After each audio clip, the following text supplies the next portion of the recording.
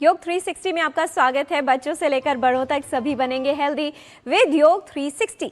बरसात का मौसम गर्मी से राहत तो लेकर आता है, साथ ही मच्छरों का खतरा भी। क्या आप भी ये गलती कर रहे हैं? बार बार अपने घर में पानी छोड़ देना। यही छोटी सी लापरवाही पूरे परिवार के स्वास्थ्य पर भारी पड़ सकती है।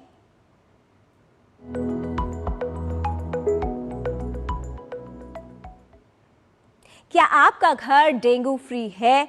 अगर जवाब पता नहीं है तो आज के अगले कुछ मिनट आपके लिए बहुत ज़रूरी है।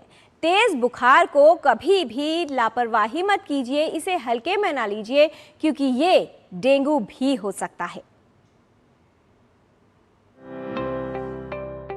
डेंगू एक वायरल रोग है जो संक्रमित एडीज मच्छर के काटने से फैलता है। जब एक मच्छर किसी संक्रमित व्यक्ति को काटता है तो विषाणु मच्छर के शरीर में पहुंचता है और मच्छर संक्रमित हो जाता है। फिर संक्रमित मच्छर जब किसी स्वस्थ व्यक्ति को काटता है तो वो व्यक्ति को संक्रमित कर देता है। संक्रमित मच्छर के काटने के 3 से 10 दिन की अवधि में व्यक्ति में डेंगू के लक्षण नजर आने लगते हैं। डेंगू का मच्छर एडीज साफ पानी में पनपता है। डेंगू होने पर व्यक्ति को तेज बुखार, शरीर में दर्द, आंखों में दर्द और त्वचा पर चकत्ते जैसे लक्षण हो सकते हैं। डेंगू बुखार होने पर इसका सही प्रबंधन करना आवश्यक है और इसमें उपयोगी है कुछ सरल प्राकृतिक उपाय। मच्छर छोटा, वार है भारी, सावधानी ही है सबसे बड़ी तैयारी। इन यौगिक क्रियाओं से मिलेगी राहत, दूर होगी समस्या सारी।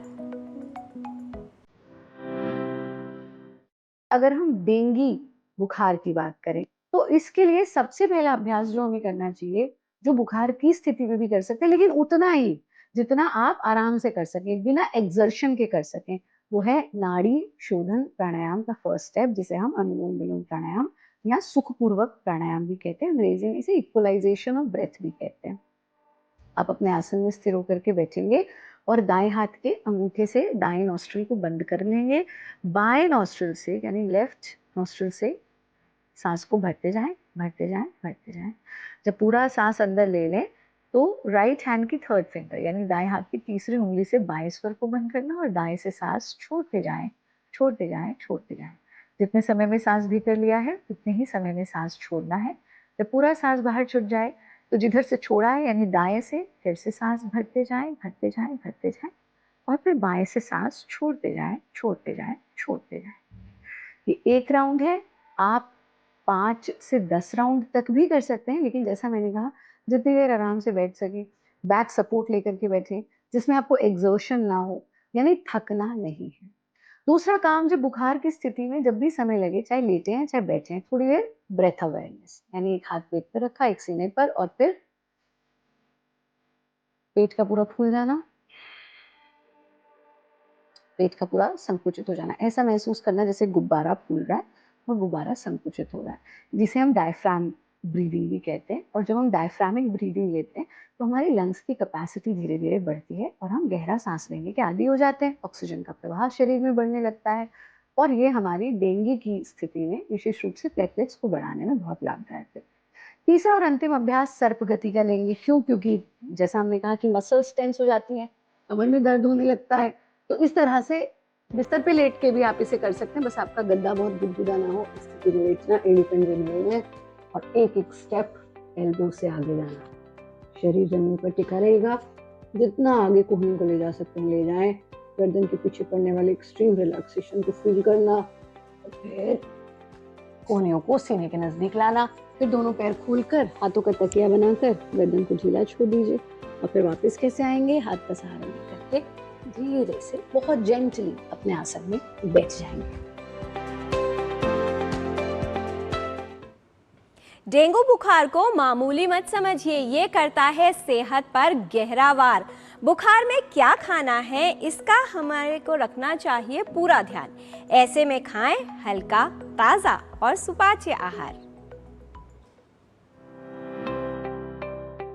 हमें ऐसे आहार विहार का प्रयोग करना है जो कि अग्नि को सामान्य करे, क्योंकि किसी भी ज्वर में अग्नि की विकृति सबसे प्रधान मानी गई है आयुर्वेद के अंदर।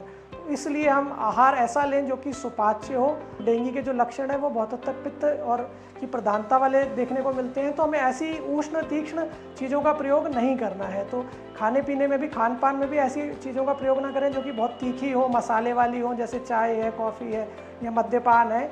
इन चीज़ों का प्रयोग ना करें या बहुत गर्म चीज़ों का प्रयोग ना करें। धनिया है या सौंफ है, इसको गर्म पानी में उबाल कर ठंडा करके वो पानी पीने को दे सकते हैं। तो ये पित्त का शमन भी करेगा और आपका हाइड्रेशन भी मेंटेन करेगा। ऐसे एक षडंग पानीय बताया गया है ज्वर के लिए आयुर्वेद में, तो षडंग पानीय का प्रयोग भी आप यहाँ पर इस जो डेंगू के रोगी हैं उनमें आप कर सकते हैं। इसके अलावा गिलोय एक ऐसी औषधि है, उसका प्रयोग भी आप कर सकते हैं कि काढ़े के रूप में कि काढ़ा बना के ठंडा करके उसका प्रयोग करेंगे तो वो आपका इम्यूनिटी भी इम्प्रूव करती है, और क्योंकि वो ज्वरग्न भी है, मतलब ज्वर का शमन भी करती है। इसके अलावा एक पित्त पापड़ा होता है जो कि देखने को मिलता है, आसपास हमारे मिल जाता है, आराम से उपलब्ध है।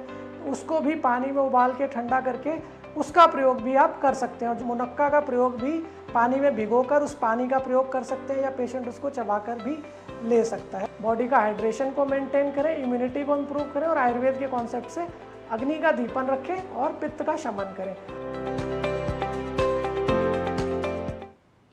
डेंगू से लड़ना है आसान, आयुर्वेदिक उपायों से करें डेंगू का प्रबंधन। इन औषधियों में है डेंगू बुखार से राहत का पूरा समाधान। डेंगू ये मच्छर के काटने से होता है और आयुर्वेद में इसका जो लक्षण है पित्त ज्वर के समान हो जाता है। हर डेंगू में प्लेटलेट कम नहीं होते, हर डेंगू में हैमरेज की स्थिति नहीं आती है। तो क्लोज मॉनिटरिंग ज़रूरी है, अच्छा बेड रेस्ट ज़रूरी है। आसपास जहाँ कहीं भी पपीते के पत्ते मिलते हैं आप उसका लेकर के रस निकालें, और 2 चम्मच रस बहुत है, आप सुबह और शाम इसका सेवन कर सकते हैं। तो ये प्लेटलेट्स की संख्या को गिरने से रोकता है। डेंगू के संबंध में बकरी का दूध ज़्यादा उपयोगी है क्योंकि वो प्लेटलेट्स को थोड़ा और ज़्यादा रूप से बढ़ाता है। महासुदर्शन घनवटी ये ज्वरनाशक भी है और पित्त शामक भी है। तो महासुदर्शन घनवटी का उपयोग भी डेंगू में भी और सामान्य बुखार में भी बहुत ही अच्छा है। इसी तरीके से गुड़ची के बनी हुई वटियाँ आती हैं संशमनी वटी के नाम से, वो भी उपयोग में बहुत अच्छी है। डेंगू की अवस्था में जो हमारी शीतल जलपान है, जैसे आप धनिया का पानी पिएं। अगर आपकी भूख कम है तो आप नारियल के पानी में थोड़ा सा भुना जीरा, काला नमक इसको डाल सकते हैं ताकि ये सुपाच्य हो सके। इसके अलावा आप गुड़ूची का प्रयोग, गुड़ूची की पहचान बहुत ज़रूरी है कि आप सही गुड़ूच का प्रयोग कर रहे हैं। तो गुड़ूची के चूर्ण का प्रयोग वो भी कर सकते हैं, वो पित्त शामक भी है। और इसके साथ साथ आप दूब घास जो है, जो हम चढ़ाते भी हैं ईश्वर की उपासना में, उसका रस भी आप प्रयोग कर सकते हैं अगर ब्लीडिंग टेंडेंसी की ओर अगर जा रहे हैं तो। हाँ, ब्लीडिंग टेंडेंसी की ओर जाने के समय में आप अवश्य चिकित्सक की परामर्श में ही रहें। ज्वर की अवस्था में या बुखार की अवस्था में हमें बॉडी की समस्या, भूख नहीं लगने की समस्या ये होती है, प्यास भी अधिक लगती है। तो आप इसमें शीतल जल का प्रयोग ना करें, इसमें उबाल करके ठंडा किया हुआ पानी, वो सुपाच्य होता है, वो आप प्रयोग करना चाहिए हमें। और अगर आपको ऐसा लगता है कि हमें ज़्यादा उपयोगी होगा कि आप थोड़ा कोष्ण या गुनगुना जल वो आप प्रयोग में ले आएँ। ये जल आप औषधियों से सिद्ध भी कर सकते हैं। डेंगू की ही अवस्था में आप अमृतारिष्ट, ये एक औषधि है, ये इसका आप उपयोग कर सकते हैं। खाने के बाद ही करना चाहिए आसवरिष्टों का उपयोग।